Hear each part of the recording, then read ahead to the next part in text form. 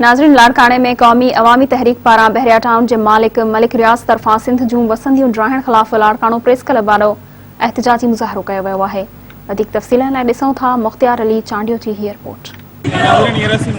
Larkana press club के क़ौमी अवामी तहरीक पारां लाड़काणो प्रेस क्लब जो एहतजाजी मुज़ाहिरो कयो वियो आहे।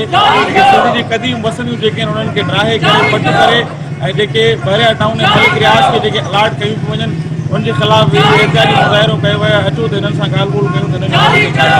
इंक्रोचमेंट है, इंक्रोचमेंट कोर्सूं आहिनि जेके हाणे हिनखे बहरिया टाउन नओं वरी ठाहे नवां फेज़ ॾिना पिया वञनि। इहा जेका सिंध गवर्नमेंट मलिक रियाज़ के फैसिलिटेट करे पियो ऐं पाण खे खरबपति सम्झे पियो ऐं सिंध जेका खपाए पियो। ऐं इहो चवंदुसि हिन जी मज़ामत करियूं था ऐं जेकॾहिं असांखे वधीक हिन लाइ प्लान बनाइणो पियो त असीं अची निकिरंदासीं। सिंध में बहरिया टाउन मलिक रियाज़ ऐं सिंध हुकूमत जी सरबराही में ही जेके सिंधी ॻोठ आहिनि जेके क़दीम ॻोठ लथा वञनि पिया उन ख़िलाफ़ पूरी सिंध में अॼु एहतजाजी मुज़ाहिरा कया पिया वञनि ऐं क़ौमी अवामी तहरीक इन्हनि खे सिंध हुकूमत खे ऐं मलिक रियाज़ खे चिताव थी ॾिए त तव्हां पंहिंजे हदनि में रहो ऐं सुप्रीम कोर्ट जे जेके आर्डर आहिनि उन्हनि खे फॉलो कयो।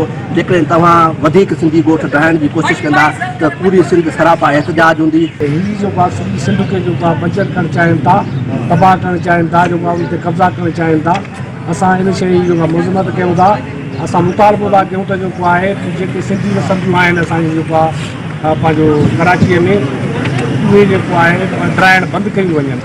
आर्डर तहत इहो चयो त 16,400 एकड़ जेका आहे ज़मीन उन ते तव्हां पंहिंजी चौधारी भित ॾियारे बहरिया टाउन ते तव्हां कयो। इन खां वधीक तव्हांखे का बि इंक्रोचमेंट न करणी, न कंहिंखे उठाइणो आहे न ॻोठाणनि खे तकलीफ़ ॾियणी।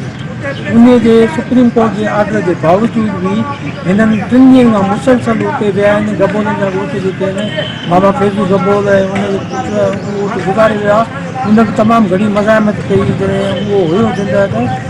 हाणे उन्हनि जे पोयां जेके उन पुट आहे भाइट आहिनि ॿिया ॻोठ वारा आहिनि उन्हनि खे डेली अचे तंग था कनि। उन्हनि खे मोचड़ा आया थो 20-25 माण्हू ज़ख़्मी थिया अथऊं। वॾा ट्रालर खणी वठी आया आहिनि त बाबा ॻोठ ख़ाली कयो जेको आहे असांजी मिल्कियत